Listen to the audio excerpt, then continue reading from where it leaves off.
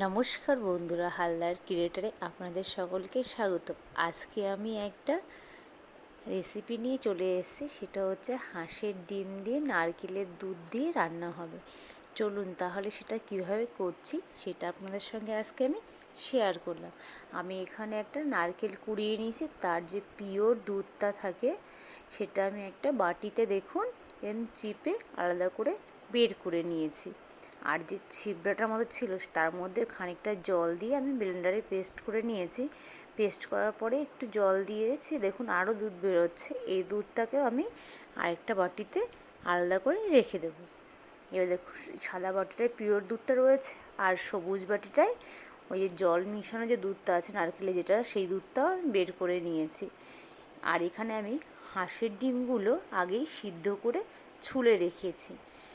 এই হাঁসের ডিমগুলো এবার আমি নারকেলের দুধ দিয়ে রান্না করব। আর আমি কড়াইটা গ্যাসে বসিয়ে দিয়েছি, গরম হয়ে গেছে। আমি তাতে খানিকটা পরিমাণ তেল দিয়ে এবার ডিমগুলো এক এক করে ছেড়ে দিলাম। ছেড়ে আমি ভেজে নেব। ভেজে ডিমটাকে আমি একটু তুলে রাখবো। এটা আমি একটু হলুদ দিয়ে দিলাম পরিমাণ মতো, একটু নুন দিয়ে ভেজে তুলে রেখেছি। আর যে তেলটা ছিল সেই তেলটার মধ্যে জিরে ফোড়ন দিয়ে দিলাম।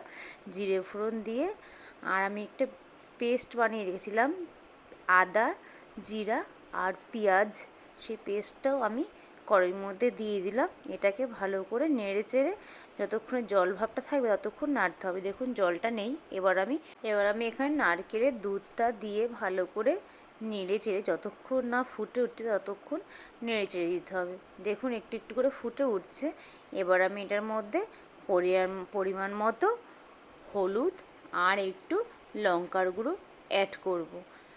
আমরা একটু ঝাল ঝাল খাই যেহেতু, তাই জন্য এখানে আমি কাঁচা লঙ্কা আগে দিয়েছি মিক্সির মধ্যে পরিমাণ মতো, আর একটু লঙ্কার গুঁড়োও দিলাম কালারের জন্য। দেখুন ফুটে উঠেছে।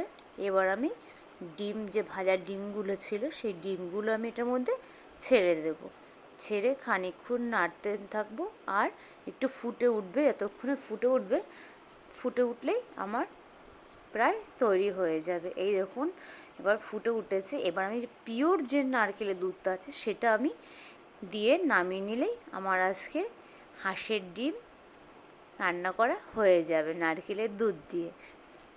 আর এই রেসিপিটা আপনাদের সঙ্গে শেয়ার করলাম, আপনারাও বাড়িতে বানিয়ে অবশ্যই খাবেন। খেয়ে আমাকে কমেন্টে জানাবেন আপনাদের কাছে কেমন লেগেছে।